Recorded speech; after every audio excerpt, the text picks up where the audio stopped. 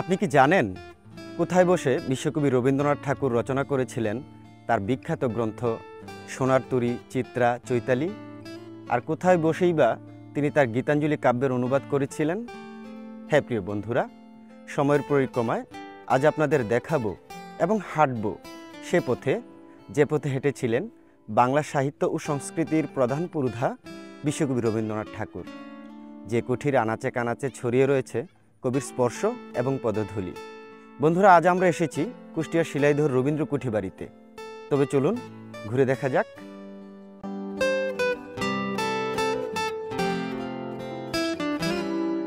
শিলাইদহ রবীন্দ্র কুঠিবাড়ি বাংলাদেশের কুষ্টিয়া জেলার একটি অন্যতম পর্যটক আকর্ষণ। কুষ্টিয়া জেলার কুমারখালীর বুক চিরে বয়ে চলা পদ্মা নদীর তীরে কুষ্টিয়া শহর থেকে প্রায় 15 কিলোমিটার উত্তর পূর্বে শিলাইদহ গ্রামে এটি অবস্থিত। বিভিন্ন বাগান ও পুকুর সহ প্রায় 16 একর এলাকা জুড়ে এর বিস্তৃতি। সম্পূর্ণ কুঠিবাড়িটি সুন্দর বেষ্টনী প্রাচীর দিয়ে ঘেরা। দোতলাই বাড়ির বৈশিষ্ট্য হচ্ছে একসময় এর দোতলার বারান্দায় বসলে পদ্মা নদী দেখা যেত। নান্দনিক ডিজাইন এবং মন কাড়া স্থাপত্য শৈলীতে নির্মিত কুঠিবাড়ির সৌন্দর্য যে কোনো পর্যটকের মন কেড়ে নেয়। ভ্রমণ পিপাসু যে কারো কাছে এটি এক আরাধ্য বস্তু। কুঠিবাড়ির দেয়াল থেকে শুরু করে সবকিছুই আপনার ছুঁয়ে দেখতে ইচ্ছে করবে।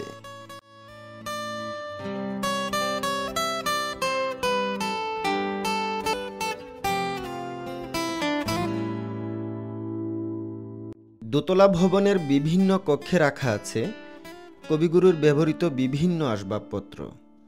আছে ইতিহাসের সাক্ষী হয়ে থাকা অনেক আলোকচিত্র। পালকি, সিন্দুক, খাটের পাশাপাশি আছে কবিগুরুর ব্যবহৃত স্পিড বোট।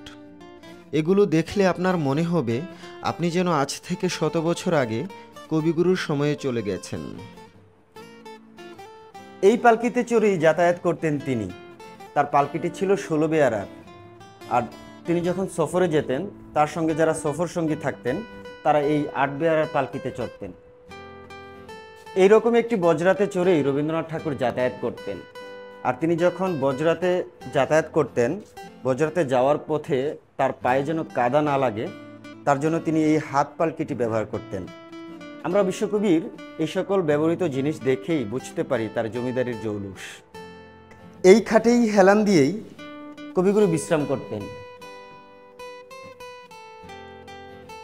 বন্ধুরা, ছুঁয়ে দেখলাম রবীন্দ্রনাথ ঠাকুরের নিজ হাতের লেখা। তিনি যখন লিখতেন, যদি কোনো ভুল হতো এমনভাবে কাটতেন যেন এটি একটি শিল্প। এই স্পিড বুটটি নিয়েই তিনি বেরিয়ে পড়তেন পদ্মার বুকে। শুধু বিঘে 2 ছিল মোর ভুই, আর সবই গেছে ঋণে। বাবু বলিলেন, বুঝেছ উপেন, এ জমি লইব কিনে। বন্ধুরা, আপনারা নিশ্চয়ই রবীন্দ্রনাথ ঠাকুরের বিখ্যাত কবিতা 2 বিঘে জমি পড়েছেন আর জেনেছেন কিভাবে জমিদার বাবু গরিব উপেনের সর্বস্ব কেড়ে নিয়ে তাকে ভিটে ছাড়া করেছিল। আমরা এখন দাঁড়িয়ে রয়েছি সেই উপেনের ভিটেতে। এই সেই উপেনের ভিটে। কালের বিবর্তনে উপেন হারিয়ে গেলেও উপেনের ভিটের সেই চিহ্নটি আজও রয়ে গেছে। পুরো কুঠিবাড়ির আঙিনা জুড়ে রয়েছে অনেক গাছ। এক একটা বৃক্ষ যেন দাঁড়িয়ে আছে এক একজন জাতিস্বরের ভূমিকায়। এই গাছগুলোর মধ্যে আম গাছের সংখ্যাই বেশি। পাশাপাশি আছে পাইন, কাঁঠাল, নিম ও কাঠবাদাম সহ আরও অনেক প্রজাতির গাছ। ভিতরের গেটে এই 4টি পাইন গাছ কুঠিবাড়ির সৌন্দর্য বৃদ্ধি করেছে বহু গুণে। বিশাল আয়তনের এই বাড়ির দোতলা ভবনের পাশে আছে একটি বিশাল দিঘি। দিঘির 2 পাড়ে আছে 2টো শান বাঁধানো ঘাট। চাইলেই সেখানে বসে আপনি বিশ্রাম নিতে পারবেন। দিঘিতে শিশুরা দল বেঁধে লাফিয়ে নেমে পড়ে গোসল করতে। এজন্য আমার হারিয়ে যাওয়া দুরন্ত শৈশব। এখানে এসে হাসেদের সাথে জলকেলিতে দারুণ সময় কাটবে আপনার। কবিগুরু রবীন্দ্রনাথ ঠাকুর মূলত তার জমিদারির দাপ্তরিক কাজ পরিচালনা করতেই এখানে এসেছিলেন। এরপর থেকেছেন বহুদিন। কুষ্টিয়ার মাটি এবং নদীর প্রতি কবির মমতার কথা ফুটে উঠেছে তার বহু সৃষ্টিতে। কুষ্টিয়ার শিলাইদহের কুঠিবাড়ি এখনও বহন করে চলেছে কবির বহু স্মৃতি। 1807 সালে রামলোচন ঠাকুরের উইল সূত্রে রবীন্দ্রনাথের পিতামহ প্রিন্স দ্বারকানাথ ঠাকুর এ জমিদারির মালিক হন। রবীন্দ্রনাথ জমিদারি দেখাশোনার দায়িত্ব নিয়ে প্রথম শিলাইদহে আসেন 1889 সালের নভেম্বর মাসে।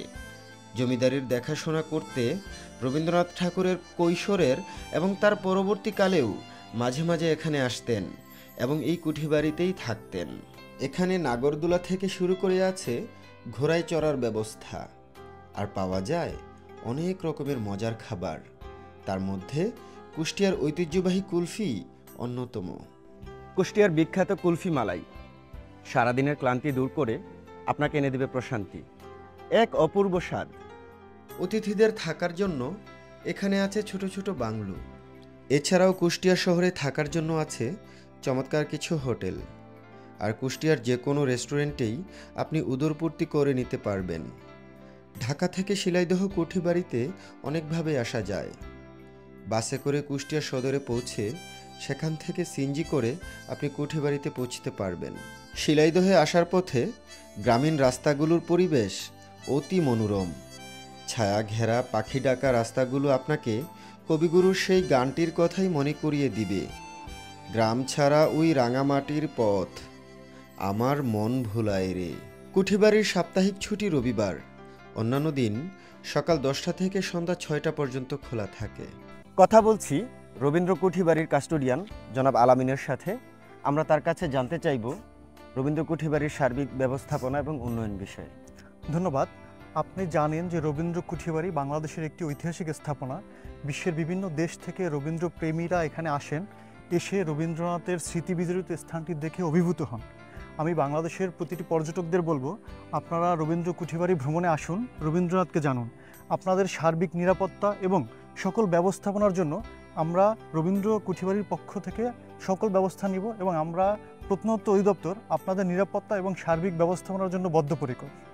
ধন্যবাদ আপনাকে। আপনাকেও ধন্যবাদ। মম জীবন যৌবন মম অখিল ভুবন, তুমি রহিবে গৌরবে নিশিদিনে তুমি রবে নীরবে হৃদয়ে মম, তুমি রবে নীরবে নিবিড় নিবৃত পূর্ণিমা নিশীথে নিশম,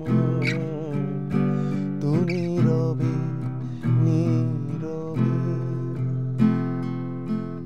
বন্ধুরা, আজ বিদায় নিচ্ছি, তবে শীঘ্রই ফিরব বাংলাদেশের ইতিহাস, ঐতিহ্য ও সংস্কৃতির অন্য কোনো নিদর্শন নিয়ে। ততদিন ভালো থাকুন, সুস্থ থাকুন, আনন্দে বাঁচুন।